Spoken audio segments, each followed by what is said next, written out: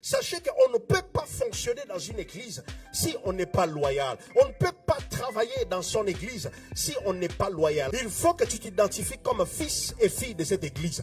Il faut que tu t'identifies comme enfant de Dieu de cette église. Je voulais vous dire, dans chaque maison, dans chaque tribu, dans chaque communauté, dans chaque ethnie, dans chaque couple, il y a des problèmes. Toi, tu penses que quand on fête 50 ans de mariage, on fête 50 ans de bonheur. C'est faux.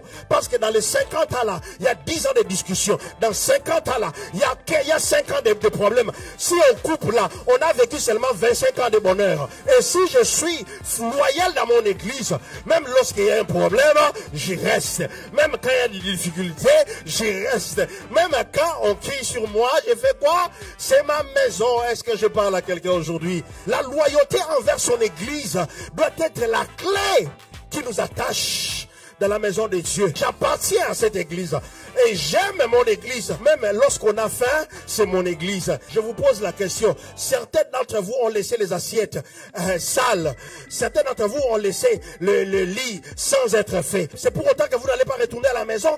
Vous allez retourner à la maison. Je pose la question, ne me réponds pas, ne baisse pas la tête. Alléluia. Amen. La loyauté envers son église ne dépend pas de moi, mais dépend d'alliance.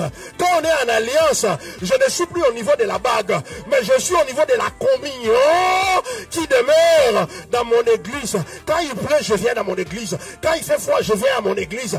Quand il y a la tempête, je viens à mon église. Dans moins 30, moins 40, je viens à l'église. C'est mon église, j'y suis et j'y reste. Oh, aide-moi à dire à ton voisin, c'est mon église, c'est mon église.